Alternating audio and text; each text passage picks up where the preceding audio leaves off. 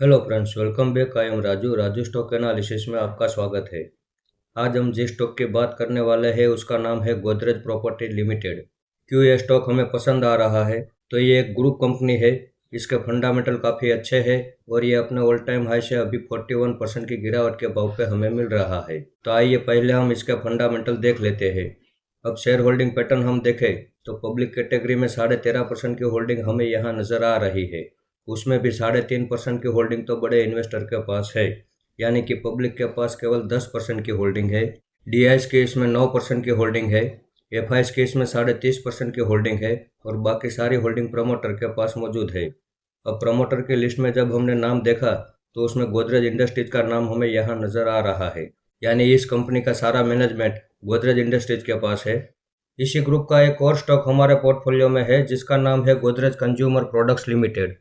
अब ये दूसरा स्टॉक हमारे पोर्टफोलियो में आने वाला है। कल हम इसे भी लाइव भाव पे बाय करने वाले हैं।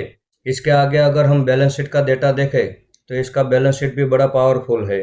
अब 12,640 करोड़ का कर्ज है इस कंपनी के ऊपर। उसके सामने 17,162 करोड़ का तो रिजर्व है। इस हिसाब से बैलेंस शीट इसकी मजबूत है। उसके आगे प्रॉफिट एंड लॉस सेगमेंट में हम देखें तो यह कंपनी ईयर ऑन ईयर अच्छा खासा प्रॉफिट कर रही है और इस साल का जो प्रॉफिट हमें यहाँ नज़र आ रहा है वो अब तक की पुरानी हिस्ट्री में सबसे ज़्यादा प्रॉफिट है। एक साल में इस कंपनी ने इतना बड़ा प्रॉफिट कभी भी नहीं किया है। आप यहाँ पे देख सकते हैं, इस साल 1,389 करोड़ का प्रॉफिट किया है इस कंपनी ने। तो ये एक बड़ी अच्छी बात है। मार्केट कैप में हम देखें तो तीसरे नंबर पे इसका नाम हमें यहाँ नज़र आ रहा है। यह कंपनी रियल एस्टेट सेक्टर की कंपनी है। इसी सेक्टर का चौथे नंबर पे जिसका नाम है ओबेरॉय रियलिटी और पांचवें नंबर पे जिसका नाम है प्रेस्टीज एस्टेट। ये दोनों हमारी वॉच लिस्ट में है, लेकिन वो अभी अपने सही सपोर्ट से काफ़ी दूर है। जैसे वो अपने सही सपोर्ट के पास आएंगे हम उसमें भी इन्वेस्टमेंट करेंगे और उसका भी वीडियो बना के आपके सामने आ जाएंगे। अब जैसे आपने देखा कि इसके फंडामेंटल में कहीं कोई खराबी नहीं है और ये 3,400 का ऑल टाइम हाई लगा के वहाँ से गिरावट करते हुए अभी 2,000 के भाव पे ट्रेड कर रहा है। तो कल हम इसमें एक एंट्री लेने वाले हैं। इसमें हमारा दूसरा सपोर्ट 1700 के भाव पे रहने वाला है और तीसरा सपोर्ट 1300 के भाव पे रहने वाला है।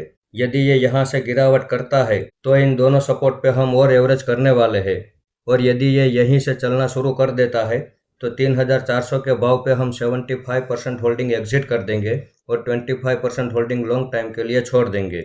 इसका चार्ट आप देख सकते हैं, ये हायर हाई हायर लो की पैटर्न से ऊपर की ओर मूवमेंट कर रहा है।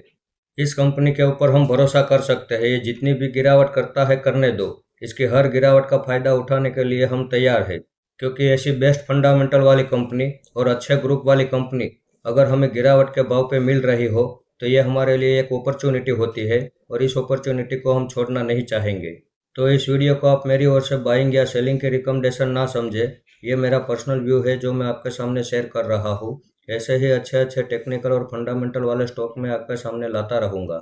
आपने यहाँ तक मेरा वीडियो देखा इसके लिए आपका बहुत बहुत धन्यवाद।